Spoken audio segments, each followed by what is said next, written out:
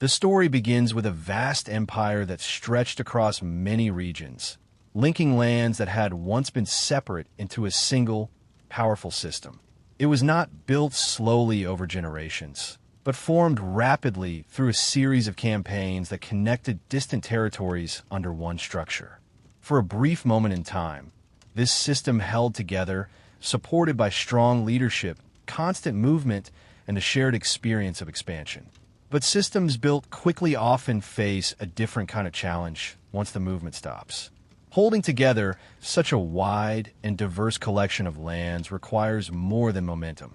It requires stability, agreement, and a clear understanding of who leads and how decisions are made. Without these, even the strongest structures begin to shift. At the center of this system were a number of powerful leaders, each with experience, influence, and control over parts of the empire. They had commanded armies, governed regions, and taken part in the campaigns that created the structure they now lived within. Each understood the scale of what had been achieved, and each recognized the opportunity that such a system presented. At first, there were efforts to maintain unity. The idea of keeping the empire together under a shared arrangement seemed possible, at least for a time. Positions were assigned, territories were managed, and decisions were made with the intention of preserving order. On the surface, there was a sense that the structure could continue without immediate conflict. However, beneath that surface, there were deeper uncertainties. Authority was not clearly defined, and the balance between these leaders depended on cooperation that was not guaranteed to last. Each held power in their own region, and each had the ability to strengthen their position if the situation required it. As time passed, these uncertainties began to grow. Small disagreements, differences in priorities, and a natural desire to secure influence all contributed to a gradual shift. What had once been a shared effort to maintain stability began to turn into a quiet competition. This competition did not immediately lead to open war. Instead, it developed slowly through changes in alliances, movements of forces, and decisions that reflected growing caution. Leaders began to prepare, not always openly, but with the awareness that cooperation might not hold. The territories themselves added to this tension. They were not uniform. Each region had its own conditions, its own structure, and its own expectations. Governing them required attention and resources, and maintaining control over them became a priority for those who held authority there. As a result, the leaders at the center of this system were not only managing relationships with each other, but also dealing with the demands of the regions they controlled. This created a situation where decisions had to balance local stability with broader strategy. Gradually, alliances began to form more clearly. These were not permanent or fixed, but shaped by immediate needs and changing circumstances. A leader might align with one group at one moment and shift position later as conditions changed. This fluidity made the situation more complex as trust became harder to maintain. With alliances came preparation. Armies were organized, positions were strengthened, and attention was given to areas that could provide advantage in a future conflict. These actions did not always lead directly to battle, but they made the possibility of war more real. The transition from tension to conflict was not sudden. It unfolded through a series of steps, where each decision reduced the chances of returning to a stable balance. A movement of troops, a change in control, or a broken agreement could shift the situation further toward open struggle. When conflict finally emerged, it did not take the form of a single unified war. Instead, it appeared as multiple connected struggles, each taking place in different regions and involving different combinations of forces. These conflicts were part of a larger pattern where power was being tested and redefined. The nature of these wars was shaped by the experience of those involved. The leaders had commanded large campaigns before, and they understood strategy, logistics, and the demands of operating across distance. However, they were now acting independently without a single guiding structure to coordinate their efforts. This independence created both opportunity and risk. Leaders could act quickly and pursue their own goals, but they also faced uncertainty about the actions of others. Decisions had to be made with incomplete information, and each move could trigger responses that were difficult to predict. Movement once again became central, but in a different way than before. Instead of a single force advancing in one direction, there were multiple forces moving across the same space, sometimes cooperating, sometimes opposing each other. This created a dynamic environment where positions could change rapidly. At the same time, control of key locations became increasingly important. Cities, routes, and regions that connected different parts of the empire were valuable not only for their resources, but for their strategic position. Holding or losing these points could influence the direction of the wider conflict. As these struggles continued, the idea of a single unified empire began to fade. In its place, a new structure started to take shape, not through agreement, but through the outcomes of conflict. Power was being redistributed, and new centers of control were emerging. The early phase of the Wars of the Diadochi reflects this transformation. It is a period where stability gives way to competition, where cooperation shifts into rivalry, and where the structure of a vast empire begins to change under pressure. By the end of this stage, it becomes clear that the conflict is not temporary. It is not a short period of adjustment, but the beginning of a longer process that will reshape the region. The leaders who once worked within a shared system are now defining their positions through struggle, and the outcomes of these struggles will determine what comes next. As the early tension gave way to open conflict, the wars between the competing leaders began to take on a clearer and more intense form. What had once been cautious preparation and shifting alliances now turned into direct struggle, where control of territory, resources, and influence was decided through sustained campaigns rather than careful balance. The structure of the conflict was not simple. There was no single front, no clear division between two sides. Instead, the wars unfolded across multiple regions at the same time, with different leaders forming alliances, breaking them, and forming new ones as conditions changed. This constant movement of relationships made the situation difficult to predict and even harder to control. Each leader operated from a position shaped by the territories they controlled. Some held regions that were rich in resources, allowing them to sustain larger forces and maintain longer campaigns. Others controlled key routes or cities that gave them strategic advantages, even if their resources were more limited. These differences influenced how each approached the conflict. At first, alliances appeared to offer stability. By joining forces, leaders could strengthen their position and reduce immediate threats. However, these alliances were often built on short-term needs rather than long-term trust. As soon as conditions shifted, the same alliances could dissolve, replaced by new arrangements that better served changing interests. This pattern created a cycle of cooperation and conflict. A leader might fight alongside another in one phase, only to oppose them in the next. These shifts were not random, but driven by the need to maintain or expand power in a situation where no single authority existed to enforce stability. As the wars intensified, the scale of military operations increased. Armies moved across wide areas, engaging in campaigns that required careful planning and coordination. The experience gained from earlier conquests played a role here, as these leaders understood how to manage large forces and operate over distance. However, the absence of a unified command structure changed how these operations were conducted. Each campaign was shaped by individual goals rather than a shared objective. This meant that coordination between allied forces was often limited, and success depended heavily on the decisions of each leader. Battles during this phase varied in size and outcome. Some were large engagements that brought significant forces together, while others were smaller but still important in shaping control over specific regions. Each battle contributed to the shifting balance, but none alone could determine the final outcome. Control of territory became both a goal and a challenge. Gaining land was one step, but holding it required continued effort. Local conditions, existing structures, and the presence of other forces all influenced whether control could be maintained. This meant that victories were not always permanent, and positions could change over time. The importance of key locations became more pronounced as the wars continued. cities that connected different regions, routes that allowed movement of armies and supplies, and areas rich in resources all became focal points. Holding these locations provided advantages that extended beyond their immediate value. At the same time, the populations within these territories were not passive elements. Their response to changing control could influence stability. In some cases, local support made it easier to maintain order. In others, resistance created additional challenges that had to be managed alongside the broader conflict.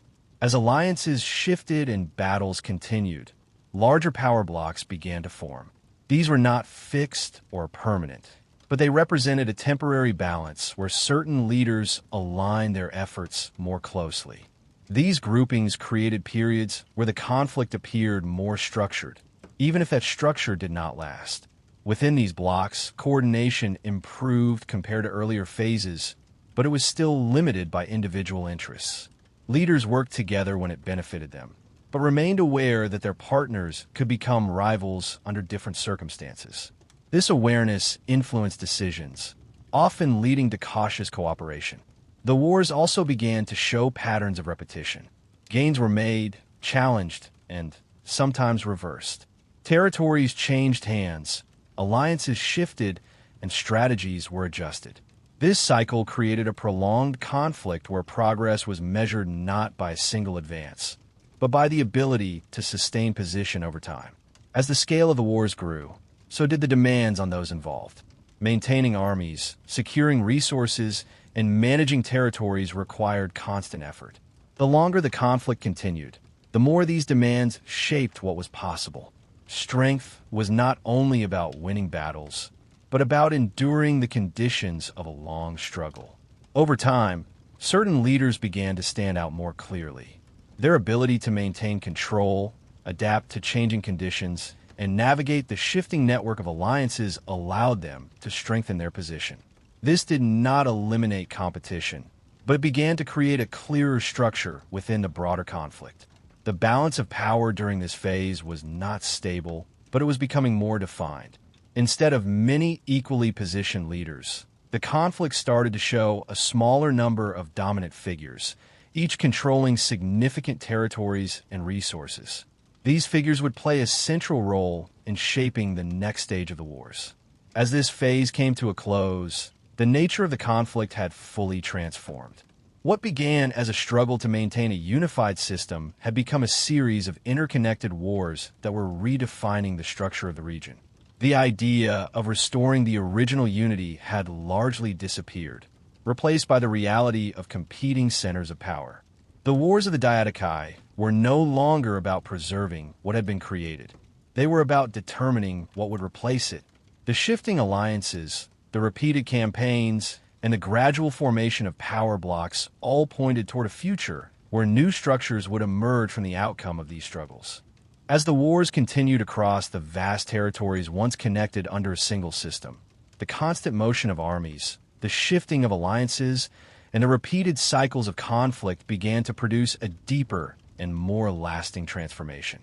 What had started as a struggle between many competing leaders was slowly becoming something more structured, shaped not by sudden change, but by the steady accumulation of outcomes over time. In the earlier phases, no single figure held a clear advantage for long.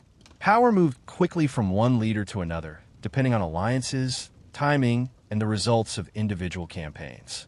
But as the years passed, this instability began to narrow. Some leaders were gradually reduced in influence, either through direct defeat or through the loss of key territories that supported their position. Others, through a combination of caution and calculated action, managed to hold what they controlled and build upon it. This process did not create immediate clarity, but did begin to reduce the number of serious contenders. The conflict, once spread across many competing figures of similar strength, started to revolve around a smaller group of dominant powers. These leaders did not simply survive the chaos of the earlier years.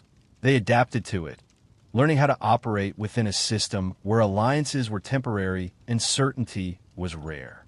Each of these emerging powers developed a different approach to maintaining control. Some focused on securing regions that were rich in resources ensuring a stable base that could support continued military activity. Others emphasized strategic position, holding key routes and cities that allowed them to influence movement across larger areas. In both cases, the goal was not only to win battles, but to create a position that could endure. As these positions strengthened, the nature of the wars began to shift again. The earlier pattern of constant, unpredictable conflict gave way to larger and more deliberate campaigns. Instead of reacting to immediate threats, leaders began to plan with longer time frames in mind, considering how each action would affect their position over the course of years rather than months. This change in approach led to more concentrated efforts.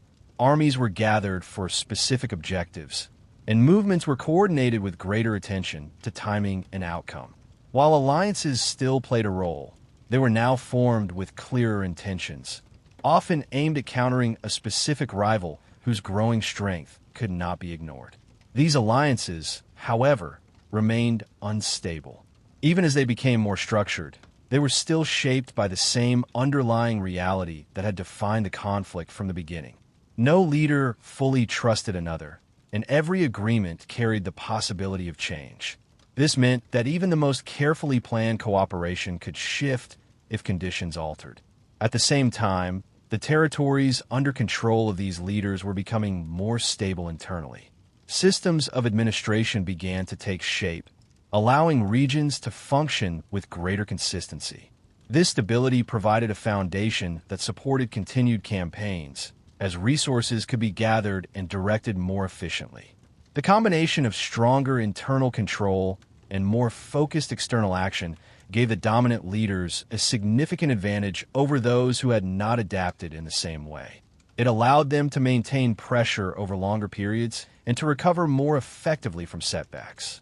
As a result, the wars during this phase became more decisive in their outcomes. Battles were not just moments of conflict, but turning points that could shift the balance in lasting ways. A single loss could weaken a leader's position across multiple regions, while a victory could open opportunities that extended far beyond the immediate battlefield. The importance of geography also became more pronounced. Certain regions emerged as central points within the wider conflict, not only because of their resources, but because of their position within the network of territories. Control of these areas allowed leaders to influence movement, restrict opponents, and connect their own regions more effectively. At the same time, the experience of prolonged war began to shape the decisions of those involved. The cost of continuous conflict, in terms of resources and effort, encouraged a more measured approach. Leaders became more selective about where and when to engage, focusing on actions that offered clear advantages rather than pursuing constant expansion. Despite this, the underlying competition remained intense. The emergence of dominant powers did not reduce the desire for control. Instead, it concentrated it. Each of the leading figures understood that the current balance was not permanent, and that failure to act could allow a rival to gain a decisive advantage. This awareness created a sense of urgency that influenced the pace of events. Campaigns were planned with greater care, but also with the recognition that delay could be costly. The result was a series of conflicts that were both deliberate and intense, shaped by long-term strategy, but carried out with immediate determination. As these struggles continued, the overall structure of the region became clearer. The idea of a single unified system had effectively disappeared, replaced by multiple centers of power that were becoming more defined with each passing year. These centers were not yet fully stable, but they were no longer temporary. The map, in a practical sense, was being redrawn. Boundaries were not always fixed, but areas of control were becoming more consistent. Regions that had once changed hands frequently began to settle under more stable authority, while others remained contested, reflecting their importance within the broader balance. This process of stabilization did not mean that the wars were coming to an end. Rather, it marked a transition into a new phase, where the focus would shift from constant competition to the consolidation of power. The dominant leaders, having established their positions, now faced the challenge of securing them in a way that could last. As this phase reached its conclusion, The transformation that had taken place became fully visible.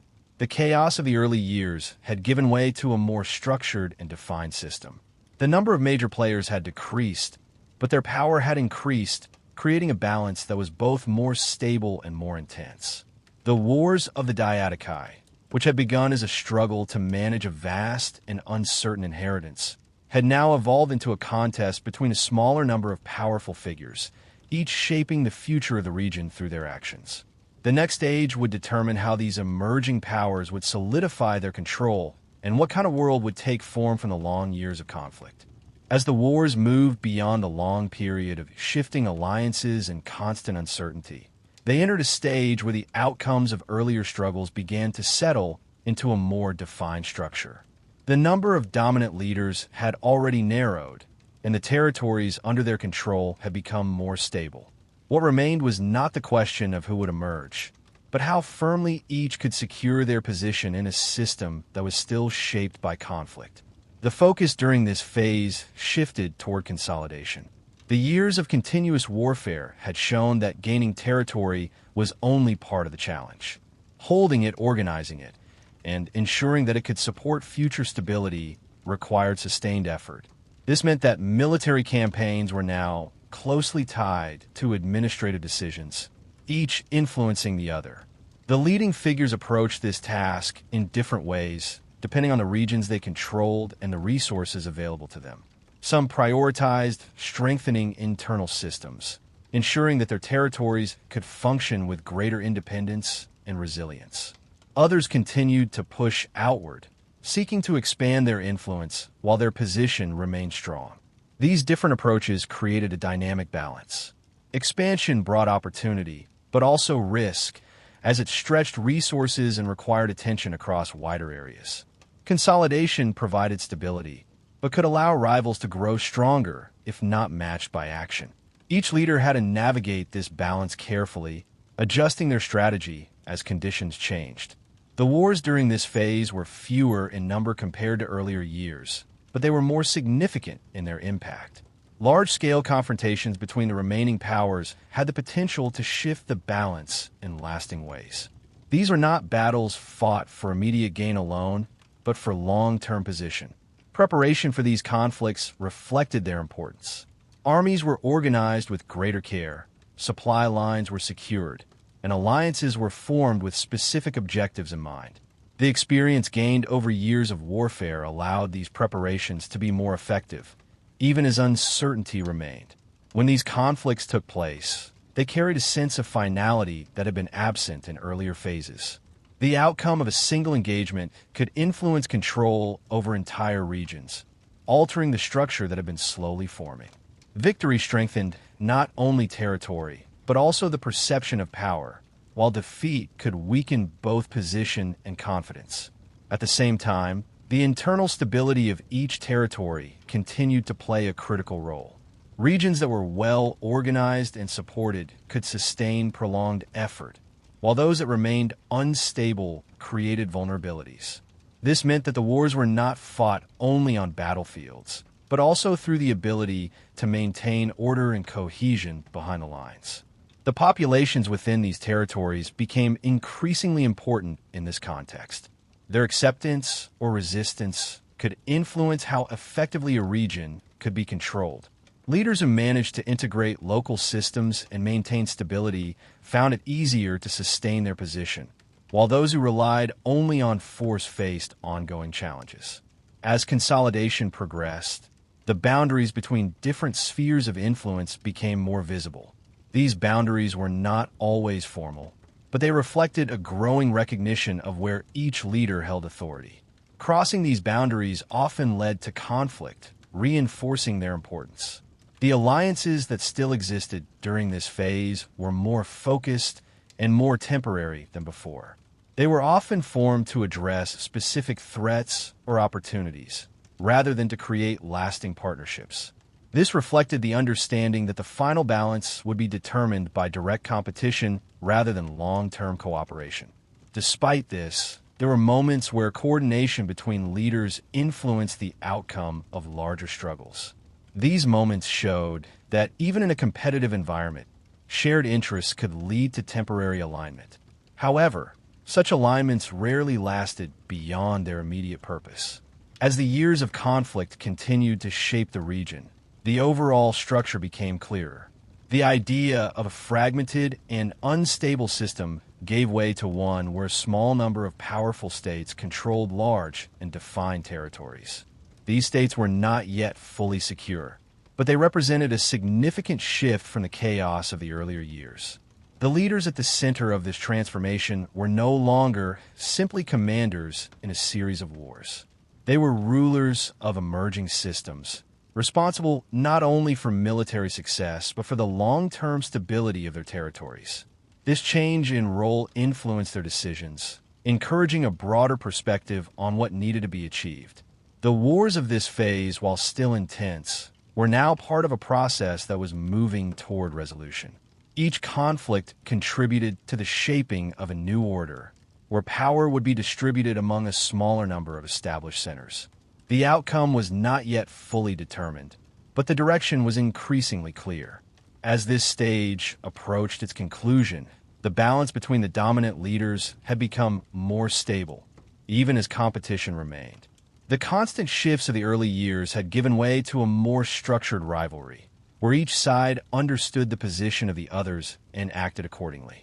This stability did not mean peace. It meant that the conflict had reached a level where its outcomes would define the long-term structure of the region. The final phase would determine how these emerging powers would solidify their control and how the legacy of the earlier system would be carried forward into a new arrangement. As the long years of conflict moved toward their final stage, the structure that had been forming through constant struggle began to settle into a more lasting shape. The many shifting alliances, the repeated campaigns, and the gradual reduction of competing leaders had all led to a point where the balance of power was no longer uncertain in the same way. Instead, it had become defined by a small number of strong and established rulers, each controlling significant territories that could now function with greater stability. The wars did not end suddenly.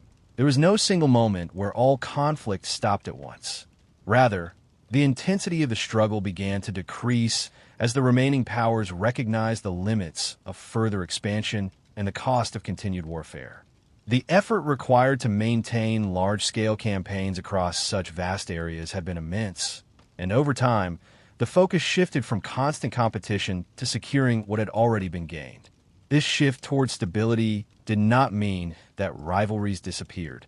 The relationships between the dominant rulers remained shaped by caution and awareness of potential threats.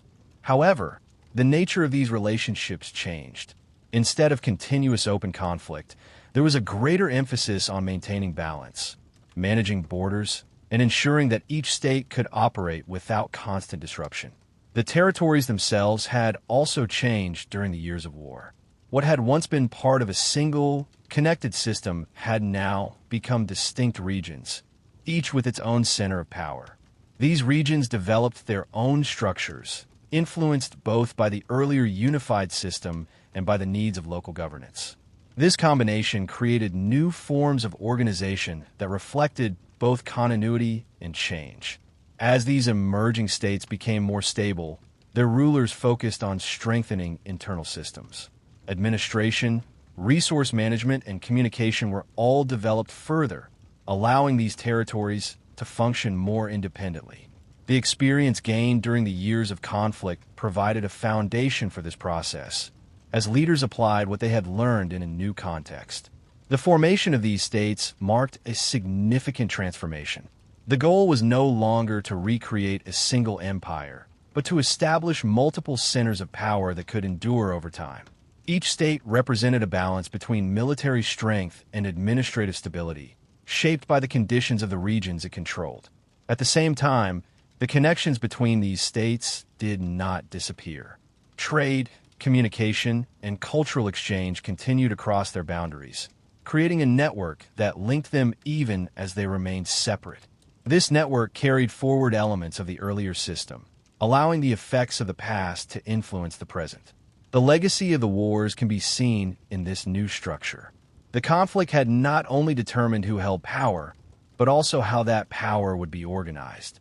The experience of prolonged struggle had shown the importance of stability, planning, and adaptability, and these lessons were reflected in the systems that emerged. The leaders who had survived the wars became more than military figures. They became founders of new political entities, responsible for shaping the future of the regions they controlled. Their decisions during this final phase influenced not only their own territories, but the broader balance between the emerging states. Over time, the intensity of direct conflict continued to decrease. While tensions remained, they were often managed through positioning and preparation rather than immediate action. This created a more stable environment, where the focus could shift toward development and organization. The transformation that had taken place was gradual, but its impact was lasting. The vast and unified system that had once existed was replaced by a collection of stable and powerful states, each with its own identity and structure. This change did not erase the past, but it redefined how that past would be carried forward. The cultural and economic effects of this transformation were significant. The connections created during the earlier period continued to influence trade and interaction, allowing ideas, goods, and practices to move across regions. This exchange contributed to a broader sense of connection, even within a divided political landscape. As time moved forward, the memory of a unified system became part of the background against which these new states operated. It served as both a point of reference and a reminder of what had been possible. At the same time, the realities of the present shaped decisions in ways that reflected the lessons of the wars. The final outcome of the Wars of the Diadochi was not simply the division of territory, but the creation of a new order. This order was defined by balance rather than unity, by multiple centers of power rather than a single authority. It was a system that had emerged from conflict, shaped by the actions and decisions of those who had taken part in it. In this sense, the wars can be understood as a process of transformation. They began with uncertainty and competition, moved through years of intense struggle, and concluded with the establishment of a more stable and defined structure. The path was not direct, but it led to a result that would influence the region for generations. As the story comes to a close, what remains is not only the record of conflict, but the understanding of how that conflict reshaped the world in which it took place. The leaders who once fought for control became the architects of a new system, and the territories they governed became the foundation of a different kind of stability. The Wars of the Diadochi, in their full scope, reveal how power can shift through time, how systems can break and reform, and how the outcome of long struggle can create something entirely new. The legacy of these wars lies not only in the battles that were fought, but in the enduring structure that emerged from them.